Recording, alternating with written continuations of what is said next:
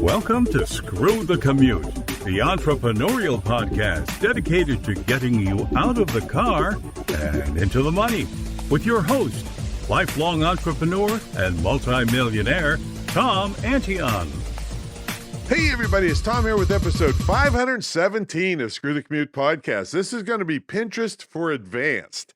And this is all based on a webinar I hosted with Daniel Hall and John Kramer. And this was the only webinar I've ever hosted where it was so good the attendance went up in the middle of the event because people were telling their friends about it while it was going on. It's just amazing. And I'll have the link to the replay in the show notes, and the deal at the end is still good. Now, also I said this is advanced, but this also at the end of this episode, I'm going to have a technique that you could be your first day on Pinterest. And I don't know, within a day or so, you could have thousands and thousands of views with this really, really cool technique. So hang in there for that. So I got a bunch of back episodes to tell you about. 514 was Pinterest for Intermediates. And it was all about boards and pin basics and hashtags and basic scheduling. And episode 511 was for beginners, benefits of Pinterest over other social media, types of pins that gets lots of attention, keyword research, free place to make pins easily, getting results fast, higher quality traffic. And again, it was inspired by the webinar with Daniel Hall and John Kramer. Okay, a couple other back episodes you don't want to miss. 512 and 513. This was a two-part series on professional speaking, the business of speaking and being great on stage. And 515 and 16 was a two-part on podcasting, part one and part two. To find a back issue, you go to screwthecommute.com/ and then the episode number. So it'd be screwthecommute.com/515 if you wanted to get in on part one of podcasting, for instance. All right, how'd you like me to send you big affiliate commissions? Well, if you're in our referral program, you can get big commissions. I mean, thousands of dollars or hundreds or even little amounts if you just do some small referrals. But if you want details on that, email me at tom@screwthecommute.com, and I'll give you complete details on it, and we'll see if we can get you some big checks or PayPal or however you want to collect the money.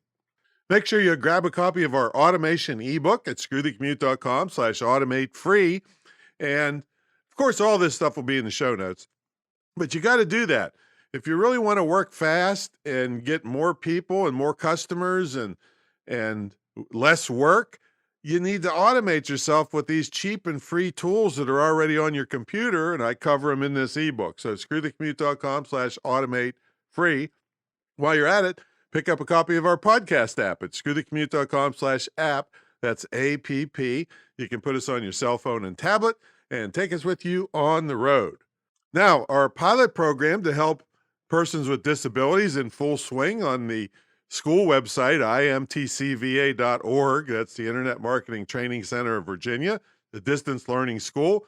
It's the only licensed dedicated internet marketing school in the country. It's licensed to operate by SHEV, the State Council on Higher Education in Virginia.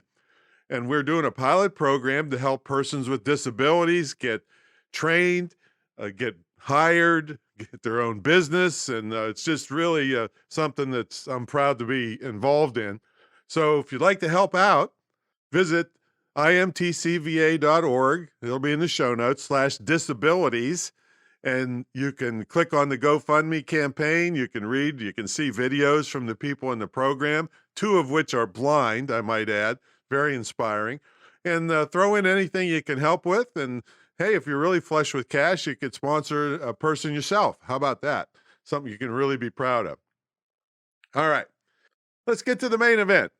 This is some advanced stuff for Pinterest. Doesn't necessarily mean that they're hard to do. It's just that most people stop too soon after getting a basic account and they don't maximize it. See, going further past what the typical person does makes you look really good to Pinterest algorithm and can get you what is called priority distribution. In other words, if your pins are good, Pinterest makes a special effort to distribute them to more people. All right, here's the first one. These are in no particular order. A video for your profile. See, most people have a static image for their profile. Now, you can up your game and grab more attention from your profile with a short video. And you can see an example of this on my profile at pinterest.com/TomAntion. No spaces in there. Now, you got to be logged in to see my video. You can see my face and information, but if you're logged in, you'll see the video. So it'd be a good time if you don't have an account to get one now. And the video is just very short with little segments that highlight many of the things I do. So not that hard to create. Okay, next subject, group boards. See, group boards are boards you can either start or belong to, where multiple people pin their stuff. In other words, they help each other. And many of them have rules like if you pin something to the group board, then you have to repin something from that board onto one of your boards. Now, this used to be the biggest, baddest way, and it's still good, but Pinterest is leaning now toward you putting out fresh content more than just rehashes of your old content. Although you can do that, and I explained that in a previous episode. At any rate, it's worth looking into. And right now, I'll tell you about another advanced program that does way more than just help you collaborate with others. And that is Tailwind.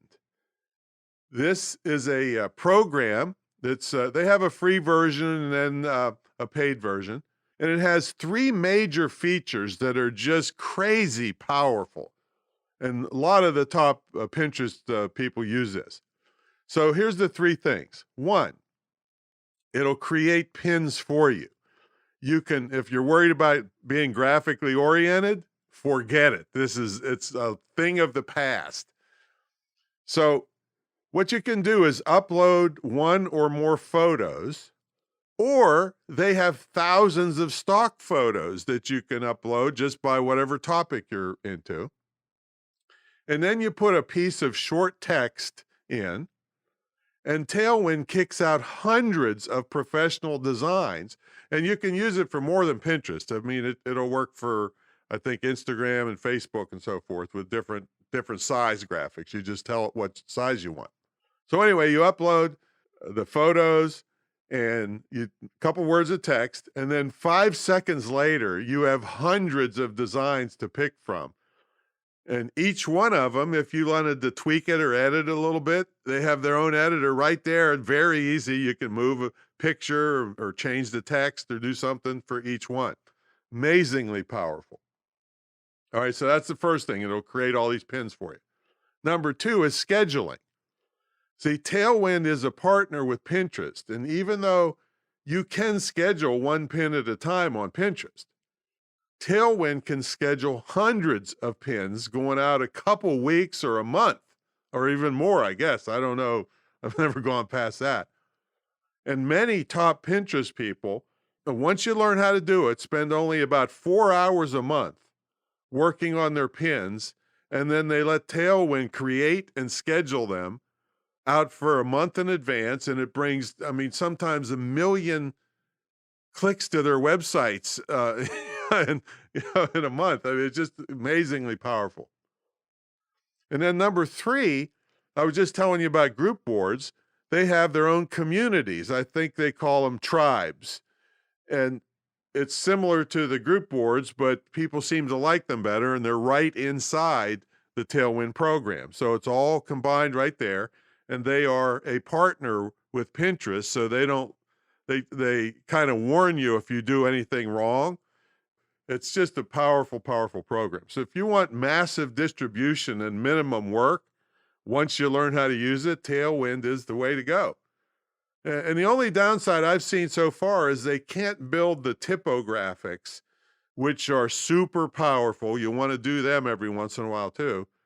And that's what you learn about in the Daniel Hall, John Kramer webinar. So got to watch that webinar. I mean, I've been pushing this webinar harder than anything I've pushed in a long time because it is so good. And in a couple weeks, I've gone from 500 views a month to 30,000 now, 31,000, I think, as of today when I'm recording this. And I'm only fooling with it part-time from what I just learned in the webinar. Right? So very powerful. All right, next thing, analytics. See, if you have the free business account rather than a personal account, Pinterest has really great analytics. And what it does, it'll show you which pins are doing the best so you can do more of that kind of pin in the future and eliminate the ones that don't seem to resonate with your audience. And it can also be broken down by age, gender, location, and a bunch of other parameters so you see who your audience really is. And as over time, you can cater more to your exact audience. And just amazing. And you can go by impressions, in other words, how many times your pin was seen. And you can also just click a button and it'll tell you how many actual clicks got on your pin. And then how many, you can do another thing that says how many clicks to your website or wherever you're sending people. So amazing analytics just for the free business account. All right, advertising. You can advertise on Pinterest and it's way less complicated than the other platforms and it's way cheaper because it's a newer platform. You know, it kind of reminds me in the early days of Facebook and Google when it was really easy and cheap. So I don't care why it's behind, but it's a very cheap place to advertise. And at the end, I'm gonna show you this super technique. You will not believe this. You could be your first day, and by the second day, have thousands and thousands of views for like really super cheap. All right, and with regard to advertising, but you won't believe that the competition is almost zero, and so that means it's way cheaper. So I'll tell you about that at the end if you hang until the end. Okay, let's now talk about a couple types of pins that will set you apart from the crowd. See, everybody can make the simple ones. So if you once in a while go for these more advanced ones, and in one of them, they're automatically advanced just by putting a piece of code on your website. All right, so the first one is called an idea pin, and it was formerly called a story pin. And these are pins where you can put video, you can voice over, you can put music, you can do it all right on your cell phone if you want, and still shots and together to tell a story. I just made one showing how to protect your head, all right, for my brutal self-defense site. And I showed a little bit of a video and I voice over telling people what they were seeing on the video, put some still shots in. And then also another cool thing with the idea pins is you can put notes in and then people can download the notes. And so I recapped the technique to protect your head in a self-defense situation, because if you get, I came up with a quote of my own, if you get knocked unconscious, unconscionable things will happen to you. All right, so you got to protect your head. So I put the steps in the notes, and then people can save the notes in these kinds of pins. These are called idea or story pins, and they're relatively new. So if you jump on and do the idea pins, again, you're going to get priority distribution. In other words, it's a fairly new feature, so you'll be shown to more people than you normally would because you created that kind of pin. All right, and the next kind of pin is called a rich pin. So rich pins allow you to include extra information in your pin that's extracted from your website. Now, your pin title also shows up in the viewer's feed, where in a regular pin, it's just whatever's on the pin or the graphic. But in a rich pin, there's a little line that shows the title to your pin, and so that gets extra attention. Also, the pin will stay updated if your website changes. So let's say you have a product and you change the price. The pin will be updated automatically. And also, there's other things with rich pins. It gets big, bold text and it stands out more for the person that's seeing a lot of pins. This one jumps off the page more. And using these, again, as I mentioned in a previous Pinterest episodes, sends an even bigger message to Pinterest that you are a serious content producer. And this is where you have to get a little geek work done on your site so that you can include what is called metadata that the rich pin will use to keep your pins updated. And don't let this worry you. Any geek could do this easily in 15 minutes, all right, to put this thing on your website for metadata. You just have to remember to fill in a couple more blanks about whatever content you're putting on your site. And then that's all instantly, automatically updated on Pinterest, even if it was months and months ago that you put the pin up. All right, so rich pins. So idea pins and rich pins are ways that a little advanced, but not that hard to do and get you way ahead of the pack. All right, now the next thing is ranking order. Now, you've heard me, if you've listened to this podcast for a while, you know I'm a total crazy stickler on keywords and how powerful they are for you. And the payback on keyword research is so enormous because you use them everywhere. Here's another example. So I'm going to give you the ranking order. I think this is according to Pinterest, but most of us that know a little bit know that this is the case of where you put keywords when you're making a pin. Well, your pin title is the highest ranking one to put keywords.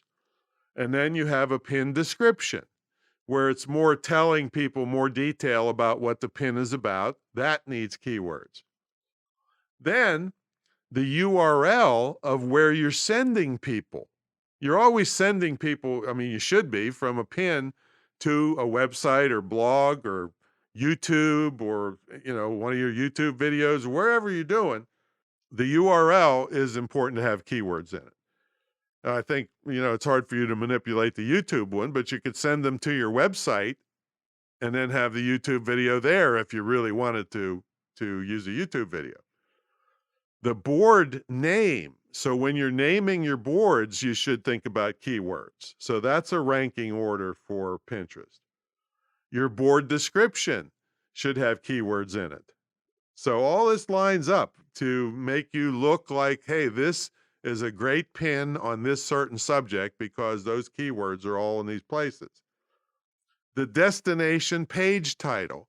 If you've listened to any of my things about just basic, simple search engine optimization, your title tag is like one of the highest, most important things on your websites or blogs. And so that's what a destination page title is. So Pinterest looks at all this stuff before they see how high to raise your pin in the results when somebody's searching. Because see, remember, I've mentioned this earlier in other episodes, Pinterest is a search engine. So it's a visually oriented search engine. So you have to play the search engine game to a certain extent. And then this other one is kind of a fancy kind of term, pin cohesion. That basically means how consistent are you with your topic and your, the things that you pin? Are you giving good quality information all the time, or are you just putting slop up there? Pin engagement, which, all the places want engagement, but it's not the highest on the list for Pinterest. They're interested in beautiful images. That's their emphasis overall. The more engagement you get, the better. Now, one thing you don't want to do is to create a bunch of images with the same text, but only a slightly different image. Like you move it over a half an inch and say, okay, it's different. They're going to appear in the search results or on your boards, and they're going to look so almost identical that it's going to make a poor experience for users. They're not going to stay as long, and it can look kind of spammy. So with the tool like Tailwind, you don't have to do that. You can spit out, you can't believe I was just scrolling through hundreds of, the hardest thing was to pick which 4 or 5 or 10 of them that I wanted to use because they were so beautiful. Now, some of them are weird where a box of text will go over your face or something, or, then you just move it around or else, delete that image, but it's just amazing how powerful these tools are. All right, now before I give you the super duper scooper technique, scooper is not really part of the the description of the technique. I just want to remind you about the program for the persons with disabilities. I mean, something it was one of my proudest things, and I've raised a lot of money for animals and homeless children and all kinds of things. But I'll tell you what, I think this is the thing I'm most proud of, because some of the things I've done in the past, raised a lot of money, but it was kind of like a Band-Aid. What happens when that money ran out? What then? In this case, we're giving people tools to change their life forever. And you can't believe, when I was doing the research on this, the suicide rate and the depression rate and the unemployment rate in the disabled community. So I said, you know what? I got the ability to do something about this. I'm gonna start this program. So love to have your help with it. Something you can be really proud of, to support these people and get them hired and get them. I'm not saying these people, but I mean, many disabled people are on welfare rolls, and so it's something you can really be proud of. So check it out at imtcva.org. That's my school site, Internet Marketing Training Center of Virginia. .org, and then /disabilities, plural. That's the plural version. And click on the GoFundMe campaign, and you can see their videos, and it's really inspiring.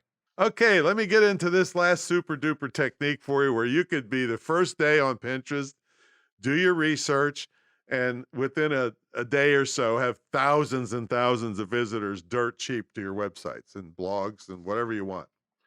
All right, this has to do with a technique that people like me that have been around for a while and know the ins and outs have been using for years, but hardly anybody knows about it. It's hardly taught anywhere. And it's using misspellings to advertise. So here's the deal. You're going to advertise for your ad to show up when people type in common misspellings. Now, you have to do this exactly as I tell you to get the benefit. And I would start doing it now, because other pay-per-click venues in other places, it's becoming less effective, and I'll tell you why later. All right, so here's what you're going to do. This will be in the show notes, the link. You're going to go to tools.seobook.com/spelling/keywords -typos.cgi. All right, you don't want to remember that from hearing it. You can just click on it in the show notes. Now, you're going to put a word or phrase that applies to your stuff, and the site is going to generate a massive list of misspellings. Okay, and then you're going to copy that list, and I suggest just saving it into a notepad, or, you should have a file and a backed up file also on all the keyword research you've done, since I've been hammering you about it. If you haven't done it, get busy and do it, because that's the key to my success. Keyword, it's the key to my success. Okay, now you're going to use a different free tool called keywordmatchtypetool.com. keywordmatchtypetool.com. Now, all the different match types in advertising is too deep a discussion for today. But here's what you do, and then I'll tell you at least why you're going to do it. So you're going to paste your list of misspellings from the one tool into the keyword match type site, and you're going to check the box. It says separator. You're going to check space. Just do what I tell you, all right? And for match type, you're going to type exact match. What this is going to do when you make the tool do its work, it's going to put brackets around each of your misspellings in your list. And the list I just did the other day was 2,300 phrases. Now, there may be a way in Excel or something that you could put the brackets in or something. I don't know, but this tool was like, you don't have to have any brains at all to use it. You just plop it in there, check those two boxes, and it kicks out the brackets. See, exact match always has brackets. You definitely want to have exact match. It has brackets around the keyword or the keyword phrase. So why do you do this? Well, if you don't, the search engine part of Pinterest is going to see the term, and let's say there was a misspelling in the keyword phrase. Let's say your keyword phrase was Thanksgiving dinner ideas. Maybe the misspelling said Ranksgiving with an R, Ranksgiving dinner ideas, or maybe it said RH. In other words, they just hit R instead of T for Thanksgiving. So Pinterest and the other places you may advertise are smart enough to ignore the misspelling and show your ad for the normally correctly spelled phrase, Thanksgiving dinner ideas. So why is this important to know? See, because the correctly spelled phrase, the clicks are going to be more expensive than the misspelled phrase, because hardly anybody knows this technique, so no one is bidding on the misspellings. So Pinterest will give those clicks to you way cheaper. And remember, we're talking exact match here.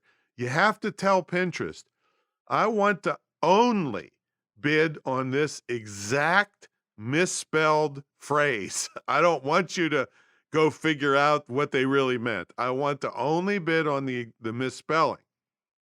So you take your list from the keyword match type tool after it has the brackets on it, and you paste that into the keyword section when you advertise on Pinterest. So when someone types that misspelling, your ad can show, and if they click on it, you get a visitor to your site or affiliate product or whatever you're promoting way cheaper. Right? Now, if you need to listen to that section again, do it, because that can mean thousands of visitors to you, dirt cheap. It's a great technique. Like I said, I mean, I just got tired because it was late at night when I just ran this last thing.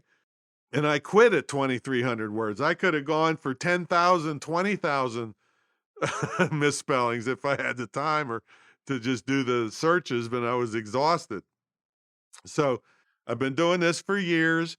Like I said, it's not as effective in the major search engines that are further ahead than Pinterest, but it still works like crazy here. And so I'd say do it now if you're ever going to do it. And learn how to do it, because it is an effective way to go to the top of the heap when everybody else and all the geeks and everybody are trying to go for the biggest keyword phrases. You're going to have less people typing those misspellings, but you're not competing with hardly anybody, so you'll be at the top of the line. All right, that's my story, and I'm sticking to it. Go out and do your Pinterest thing, but make sure you listen to the webinar with John Kramer and Daniel Hall. I mean, you take an hour and a half to do it, and I'll tell you what, you will thank me, because this is I've been putting enormous effort into this lately because the power of it. It's just crazy powerful and not as complicated as a lot of the other places that I have to do business. All right, we'll catch you all in the next episode. See you later.